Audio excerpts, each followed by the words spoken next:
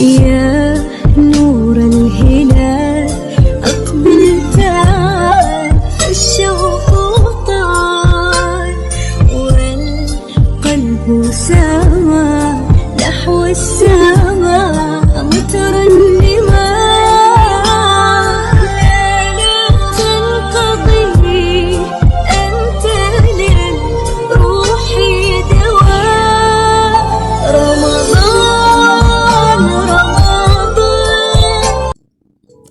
السلام عليكم ورحمة الله وبركاته. ازيكم حبايبي؟ عاملين ايه؟ يا رب تكونوا بخير.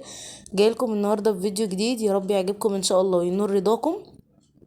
بس في بداية الفيديو كده ما تنساش تعملي لايك وكومنت زي العسل زيك، ولو انت اول مرة تشوفيني ما تنسيش تشتركي وتفعلي الجرس عشان يوصلك مني كل جديد ان شاء الله. يلا بقى بينا نسمي الله ونصلي على النبي صلى الله عليه وسلم ونشوف هنعمل ايه النهاردة في الفيديو بتاعنا بإذن الله. مبدئيا كده انا مبسوطه جدا جدا جدا لان النهارده اخواتي جايين يفطروا معايا، فبصراحه انا بعشق لمتهم وبحب وجودهم، وانتوا عارفين بقى الاخوات في حياه بعض. اول رمضان يفطروا معايا من غير ماما وابي وكده، فالموضوع صعب بس بحاول ان انا ايه يعني اقوى كده قدامهم مبينش ده.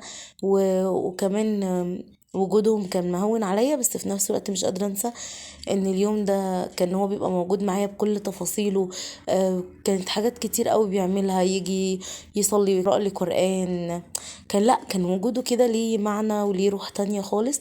الله يرحمه ويرحم عمتي يا رب، اللهم امين.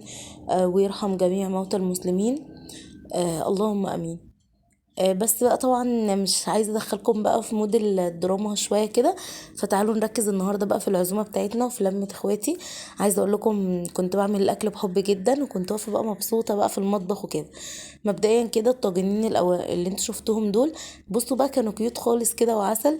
انا كان نفسي اصلا في طاجنين بس يكونوا بغطا، ويكون حجمهم الوسط ده. انا عندي اللي هو الكبير ده ومن غير غطا، بس ده مطلي يعني حلو قوي ان هو مطلي، لكن التانيين دول ما كانوش مطليين بس شكلهم عجبني. يعني انا كان نفسي اجيب، كنت عايزه المفروض ان انا كنت اجيب من دول، بس شكلهم عجبني قوي، فكنت لازم ان انا ادهنهم كده سمنه وادخلهم الفرن علشان مش عارفه بيقولوا يسخنوا يتحرقوا حاجه كده يعني، عشان يبقوا ايه صالحين للاكل يعني.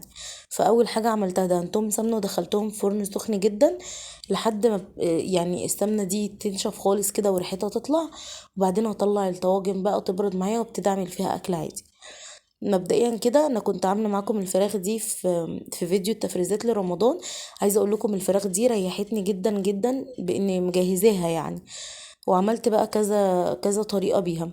مبدئيا كده الخلطه دي اللي كنت عاملاها ببصل وطماطم، فخدت الخلطه منها قطعت عليها البطاطس دي، وطبعا كانت بطاطس كتير جدا كانش ينفع اعمل كل ده. بصوا احنا بنبقى مبسوطين باللمه وعايزين يعني نعمل كل حاجة لحبايبنا، بس بصراحة يعني في رمضان الأكل ما بيبقاش قوي زي الأيام العادية. فعملت كمية البطاطس دي كلها وكانت كتير بصراحة. بس طبعا هنا ما كنتش حاطه صلصه خالص، كنت مقطعه بصل وطماطم، فجبت هنا زي كوبايه ميه كده وقلبت فيها معلقتين صلصه وحطيتهم عليها. طبعا البصل هينزل ميته والطماطم وكل حاجه، بس انا ايه حطيت برضو الصلصه دي عشان يبقى فيه صوص في البطاطس كده. دي اول وصفه انا عملتها معاكم من الفراخ دي.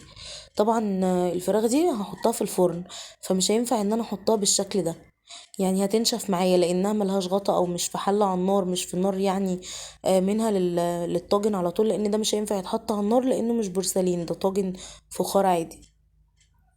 فانا كمان ضفت هنا يعني شويه فلفل كده لان انا مش بحبه كتير فيها، فحطيت كده علشان يعمل طعم حلو بس. وكمان قلت بقى هنا طبعا عشان ملوش غطا عشان الاكل ما ينشفش، هينشف طبعا ومش هيستوي، فقفلتها كده بفويل زي ما انتوا شايفين. طبعا لو ما عندكيش فويل او لو ما عندكيش الطاجن ده عادي ممكن تحطيها في صينيه على النار عادي من فوق، وبعد ما تستوي خالص تدخليها تديها وش على يعني تشغلي شويه كده تديها وش من فوق وخلاص يعني. دي بديل الطريقه اللي انا عاملاها دي واسهل بصراحه. بس كده دي كانت اول وصفة خلصت معايا. تاني وصفة وهي الفراخ اللي انا كنت عاملاها ببصلة مبشورة وكده يعني. فجبت طبعا مش فاكرة التتبيلات بالظبط بصراحة يعني، اللي عايز يشوفها ارجعوا للفيديو بتاع التفريزات بتاع رمضان. وكمان جبت الكيس الحراري ده بالقفل بتاعه زي ما انتوا شايفين. طبعا لو القفل ضايع او مش موجود عادي يعني الحياة مش هتقف، هنربط الكيس عادي. انا فتحت هنا الكيس كويس، وبعد كده هجيب الفرخة بقى احطها جواه وهحط معاها نص كوبايه ميه بس. طبعا هي برضو هتنزل ميتها، والبصل والتوابل ده كله هينزل كل ده هينزل ميته، بس برضو بحط ايه يعني نص كوبايه ميه كده احتياطي، وفي نفس الوقت تعمل صوص كده يكون شكله حلو وطعمه كمان جميل. عايزه اقول لكم كان طعمها تحفه ما شاء الله يعني. بس كده خدت بقيه التتبيله كلها حطيتها بقى على الفرخه كده. عايزه اقول لكم كل تتبيله كانت عملتها بطريقه زي ما قلت لكم، وكان طعمهم حلو يعني ما شاء الله. زي ما قلت لكم ما تحاولوش ان انتوا تكتروا قوي في حاجه في الاكل بتاع رمضان بالذات، لان بيبقى كتير بصراحه يعني، بيبقى كتير والحاجه بتقعد يعني. بصوا انا هنا قفلت بقى الكيس، وهبتدي بقى ان انا كده افتحه فتحات صغنونه خالص. انا بصوا ممكن تعمليه بالسكينه، بس مره عملته بالسكينه قبل كده اتفتحت مني فتحه جامده غصب عني، فعملتها بالمقص كده كام فتحه علشان الكيس ما يفضلش يتنفخ ويفرقع في الفرن يعني. المهم رحت حطيت كمان كوبايتين ميه كده او 3 كوبايات ميه في الصينيه بس كده. ودي كانت الوصفه التانية معايا. تعالوا بقى للوصفه التالتة. وهنعمل ايه هنا؟ اول حاجه انا معلقه على ميه ورا اهي، دي الفرخه التالتة. هي متبله بس طبعا ما لقيتلهاش طريقه، وانا كنت محتاجه شوربه عشان اعمل ملوخيه وكده. فعملت ايه هسلقها بقى عادي، ممكن لو متبله تتسلق عادي. كمان هنا بصوا البصل ده اللي كنت برضو مفرزاه معاكم، عايزه اقول لكم منجز جدا بجد والله العظيم، بينفع في اي وقت. وبصوا سريع ازاي، اول ما تحط في الزيت بيفك على طول. طبعا زي ما انتوا شايفين كده في العزومات والكلام ده بينفع جدا ان انتوا لما تكونوا مستعجلين، او مثلا انت في نهار رمضان مش قادره تقفي، الحاجات دي فعلا بتسهل كتير. اه طبعا كل حاجة بتقطعها يعني بتعمليها في وقتها بتبقى احسن، بس والله البصل مديني نتيجة كويسة جدا وكأني لسه مقطعه. حطيت عليه كيس البامية ده. يعني انا كنت بفكر اخواتي بيحبوا ايه، وكنت بحاول اقرب من الحاجة اللي بيحبوها اكتر يعني، عشان ما يبقاش فطار عادي، لا انا كنت عايزاهم يبقوا مبسوطين كمان بالاكل. بس كده انا اول حاجة بعملها في البامية بشوح كده البصلة زي ما انتوا شفتوا، وبعد كده بحط عليها فيها البامية وبقعد اشوحها شوية كده، وبعد كده بحط لها الصلصة عادي. والفراخ حطيتها في المية دي، وبعدين هحط معاها معلقة خل علشان ما تعملش الريمة دي. هي اصلا ما خدتش وقت معايا واستوت لان الفرخة كانت صغنونة ما كانتش محتاجة سوا جامد يعني. بصوا بقى هنعمل كمان سمبوسك مع بعض. تعالوا هنا هنعصج اللحمة. آه تعصيجة سهلة يعني، بس قلت اقولها يعني للبنوتات اللي لسه بيتعلموا التعصيج وكده. بصوا البامية زي ما انتوا شايفين كده انا حطيت لها الصلصة وسبتها غلت، هحط لها بقى التوابل اللي انا عايزاها. حطيت ملح وكمون وفلفل اسمر، وحطيت كمان بهارات، اي بهارات انت عايزاها، لو مش عايزة يبقى استكفي بالملح والفلفل والكمون، وكمان هحط مرقة دجاج. بس كده. وطبعا يعني كلامي مش هو ده الاساس لاي طبخه، لا يعني اللي انت شايفاه صح واللي انت بتحبيه هو اللي انت هتحطيه، مش اجباري يعني. حطيت انا بقى هنا طاسه وفيها شويه زيت حلوين كده عشان العصاج، وكمان هحط هنا زي ما انتوا شايفين كده معلقه توم او نص معلقه توم كده كبيره للباميه، بتودي الباميه في حته تانية خالص. وكمان بحط عصره ليمونه في الاخر، لان اصلا الباميه هي روحها الليمون. بس كده. وكانت البامية خلصت معايا يعني ما شاء الله. الحاجات اللي انا مفرزاها في الفريزر كانت مريحاني كتير، ان انا كنت بطلع الحاجة جاهزة، البصل واي حاجة بصراحة كانت جاهزة معايا كانت بتريحني.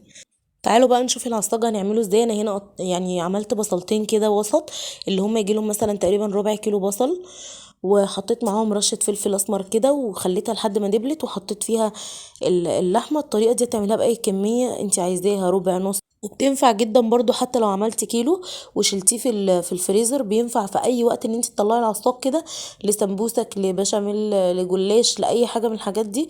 بتنفع بصراحه ان هي لما بتبقى جاهزه كمان بتوفر لك وقت كتير. انا بقعد هنا ان انا يعني افرطها كده من بعض عشان ما تبقاش مكتله.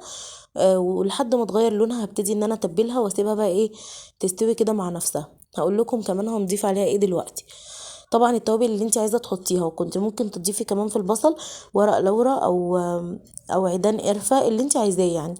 بس انا بصراحه كنت متدربكه وكنت بعمل كذا حاجه، كنت واقفه لوحدي، فكنت بقى عايزه اعمل الحاجه وانجز وفي نفس الوقت يكون طعمها حلو في يعني التركية دي نسيتها.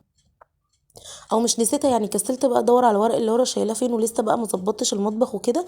فقلت اعمل اللي في ايدي وخلاص. انا هنا حطيت بهارات لحمه، وحطيت قرفه، وحطيت ملح، وحطيت بابريكا وسنه شطه صغيره، وكمان هحط معلقه صلصه او معلقتين كده صلصه، وهحط كمان نص معلقه توم.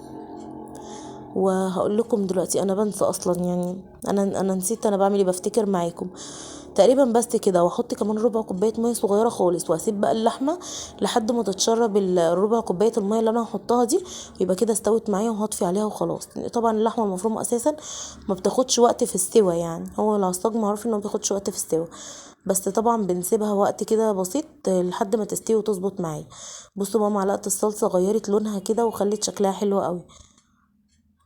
هحطها بقى في اي طبق كده او بوله ان هي تبرد عشان ابتدي ان انا اشتغل بيها. طبعا دي نوع السمبوسك اللي انا كنت هستعملها، وبصراحه ما كنتش واثقه فيها، بس عايزه اقول لكم طلعت تحفه. انا هنا كنت مطلعاها من الفجر، سبتها وقت طويل وكانت متلجه، فلما فكت كده وثابت لقيت بقى ايه، مسكت في بعض، وكل اتنين كانوا لازقين في بعض، ما كنتش عارفه افكها بصراحه. فكنت فاكره ان النوع كان هيبقى وحش، وكنت هقول لكم ده وحش جدا وكده. فلما جربتها تاني لقيت ان الغلط كان مني انا، سبتها فكت. جربتها تاني بصراحه وكانت ممتازه يعني، اتفكت معايا كده كل ورقه بورقتها. بس كده. طبعا انا نسيت خالص خالص ان انا احط زيتون هنا، كنت مجهزه زيتون ان انا احطه في اللحمه، بس نسيت خالص يعني. بس كده زي ما انتوا شايفين لفة السمبوسك عاملة ازاي، سهلة جدا جدا للناس اللي مش بتعرف تلفها، او للبنوتات اللي لسه داخلة المطبخ جديد. هي سهلة قوي يعني، ما تستصعبهاش. بصوا هي مش عايزة تتفك للأسف، فكنت بعمل بقى كل اتنين كده مع بعض، لانهم كانوا ماسكين في بعض جامد كأنها واحدة. بس شايفين بقى اللفة سهلة ازاي. انا هلف معاكم اتنين كده او تلاتة، وهكمل بقى الكمية مع نفسي. عايزه اقول لكم بتطلع كميه كبيره جدا ما شاء الله، ده نص كيلو سمبوسك. بس للاسف هنا ما طلعش الكميه اللي هي المفروض تطلع، بسبب ان هما كانوا كل اتنين في بعض يعني. بس كده. ممكن تضيفي سمبوسك للسمبوسك قصدي، ممكن تضيفي جبنه، تضيفي زيتون زي ما قلت لك. انا كنت بحب قوي ان انا اعملها بجبنه كده ونعناع، اي حاجه يعني، اي حاجه بجبنه وزعتر، باللحمه دي، يعني كذا فكره ممكن تجيلك بقى. دي كلها بقى كانت تجهيزات بعد صلاه الفجر كده لتاني يوم العزومه، علشان ما بقاش عليا ضغط. بصوا بقى شكل السمبوسك ما شاء الله. هي دي الكميه اللي عملتها، الفها بقى بستريتش عشان ما تنشفش في التلاجة من هنا لبكره باذن الله. بس كده، ده كان الفيديو بتاعي النهارده، كانت تجهيزات للعزومه. يا رب يكون الفيديو عجبك. لو عجبك ما تنساش تعملي لايك، وانتظروني ان شاء الله في الفيديو الجديد، ومع السلامه.